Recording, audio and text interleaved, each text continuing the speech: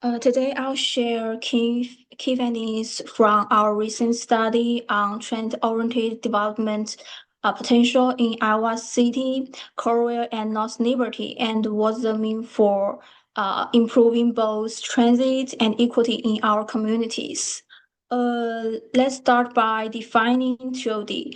Transit-oriented development refers to a medium to high-density development pattern, typically located within walking distance of major public transit stations, integrating residential, employment, and commercial services, and designed to prioritize the needs of pedestrians and non-motorized travel. So why is TOD important? A lot of research shows it can reduce transportation costs, improve the financial efficiency of public transit, provides mixed income housing, protects the mobility rights of vulnerable groups, strengthens connections between where people live and work. It also can serve as an important tool to attract private investment and stimulate economic renewal. In short, TOD is more than just building near transit. It's also a tool for advancing social equity. By improving access for those who depend most on public transit, TOD ensures that vulnerable populations are not left behind as cities grow. So in this presentation, I will focus on how TOD can help address key regional challenges, especially identifying the right areas for development. So let's look at our project goals and what we aimed to discover. So public transportation in our region, in the Johnson County, is facing financial pressures leading to higher travel costs and fewer opportunities for vulnerable groups, such as low-income and zero-car households. TOD offers a way to address these challenges. This project was driven by a key question: where would TOD have the greatest impact in our region? We focused on the three cities and asked which areas have the highest potential for transit-oriented development. And we used the transit accessibility, also social equity as our core evaluation criteria. So next, I'll briefly explain how we conducted our analysis. To identify the best TOD opportunities, we created a GIS-based scoring mode that evaluated each neighborhood using multiple criteria. And we grouped the indicators into four main categories. That is transit accessibility, social equity, land use and housing, and the last one is economic service indicators. Each was quantified and weighted based on its relevance to TOD success. Transit access received the highest weight, 30%, because easy access to bus routes or transit stops is fundamental for TOD. Social equity indicators were also a major focus, together making up 25% of the total score. By assigning high weights to these two categories, we ensure that neighborhoods with many low-income transit-reliant residents ranked high in TOD potential.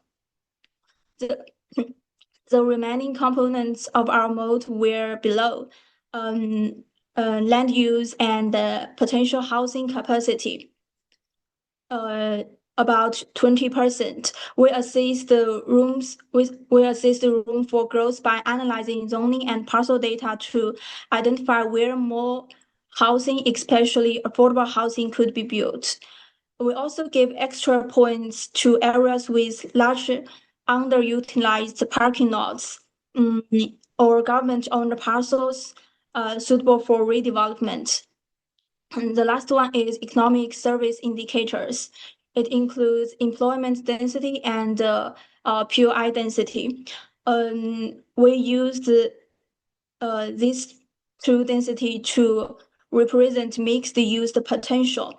More jobs and services mean an area is better suited to support transit-oriented growth. Also, successful TOD also needs nearby destination, and all scores were standardized and combined into a single TOD potential map. The final output is a block-level TOD potential map that identifies areas best suited for future transit-oriented growth. And we removed all parcels that are not suitable for TOD, including parks, floodplains, etc. But we didn't stop there. We also compared these results to the composite TOD score without housing capacity to find areas with high TOD potential that are limited by restrictive zoning. By doing so, we created a zoning constraints map to visualize the difference. This helped us say not only where TOD could work, but also where policy changes might be needed to make it possible.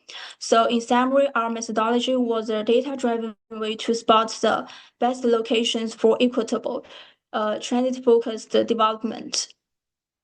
So with that framework in place, let's move on what we found. In fact, we created several additional maps, including POI map, density map, low-income household rate map, etc. However, due to time limitations and to stay focused, I will only present two main maps, and more information and additional maps can be found on the CTC website. So after mapping all the data, a clear pattern emerged. Downtown Iowa City and its surrounding neighborhoods ranked highest in TOD potential. These central urban areas scored very high on almost all factors. They have strong transit coverage, a high number of transit-dependent residents, and opportunities for new development on available land. Another high potential area is the southeastern transit corridor of Korea, located along the city's main bus routes. Similar to downtown Iowa City, this corridor has high TOD potential considering multiple criteria. So what about other parts of the region? While some areas in each city showed moderate TOD potential, North Liberty stood out for a different reason. Under current conditions, its overall TOD potential is low. The main reason would be most of North Liberty is more than 3/4 of a mile from a bus stop. So far, we've identified the top opportunities, many downtown Iowa City and a key corridor in Korea to further guide TOD strategies and assess feasibility based on zoning and mixed use compatibility. We divided the highest scoring areas into two zones and listed their corresponding geo ID codes. So we have two tiers. The tier 1 should be the highest priority. These blocks with very high TOD suitability, where mixed use development is already permitted. These areas offer the most supportive regulatory conditions for TOD and require little or no zoning changes. And tier 2 should be the secondary priority. Blocks with very high TOD suitability that largely overlap with or are adjacent to commercial zones. While residential use is not currently allowed, commercial designation provides strong potential for upzoning to allow mixed use or residential development. And we can see there are tier 1 and tier 2's GOID codes to guide development. And both these two tiers are represented by green and yellow points on the earlier composite map.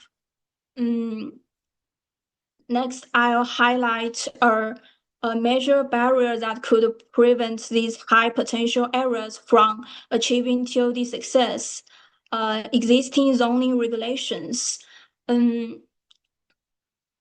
In light of Iowa City's ongoing zoning reform, one of the key findings from our study is that having TOD potential on paper doesn't guarantee it can be achieved in reality. We compared TOD potential scores with and without housing capacity factored in and mapped the difference. The results showed that areas with significant score reduction are concentrated in downtown Iowa City and along major transit corridors, particularly near the city center and the campus areas, overlapping with many Tier 1 and Tier 2 zones. In these cases, even where transit access is strong and demand exists, zoning only allows low-density development when what is really needed is multifamily development to take full advantage of that transit access. The key takeaway is that zoning reform should go hand in hand with TOD planning. Updating zoning policies is essential to unlock these areas for development that supports both transit and equity, allowing more people, especially underserved groups, to benefit from the advantages TOD can offer. Without changes to land use regulations, many of our top TOD opportunities will remain unrealized. So in next section, I will share policy recommendations to help achieve that goal and the other steps to support successful TOD implementation.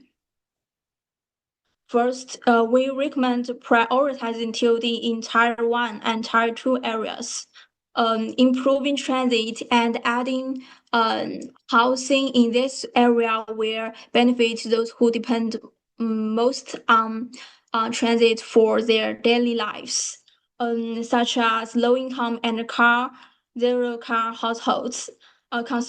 Concentrating development and transit upgrades in these zones offers a strong opportunity to advance transportation equity by connecting people to jobs, services, and affordable housing that may otherwise struggle to access. Investing in TOD in these specific areas in here can lead to significant gains in ridership and social inclusion. Second, we recommend increasing zoning flexibility through upzoning. This involves updating local land use policies to allow higher housing density and mixed-use development in key transit corridors. Third, we suggest making use of public and underutilized land, such as government-owned parcels and large surface parking lots, which can be developed to accelerate TOD implementation while keeping costs down. Lastly, it's essential to ensure TOD is both equitable and inclusive, which means emphasizing the affordability of TOD communities. This involves protecting current residents, particularly vulnerable groups, from displacement and focusing on expanding access and economic opportunity. Otherwise, we risk violating our equity-focused goal. So in closing, our analysis offers a roadmap for aligning transit planning with other key priorities to build a more equitable and sustainable city. It provides clear spatial guidance on where to begin, especially in downtown Iowa City and key transit corridors in Korea. At the same time, we should begin discussions on policy updates such as zoning changes and affordable housing requirements to ensure future projects align with our TOD goals.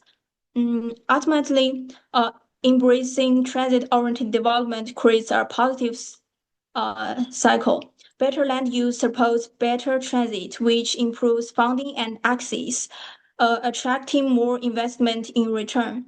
This positive loop can reshape how people live and move through the city in an inclusive and forward-thinking way.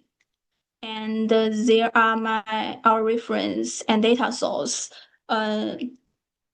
Lastly, thank you for your time and attention. I look forward to working together to turn these insights into action.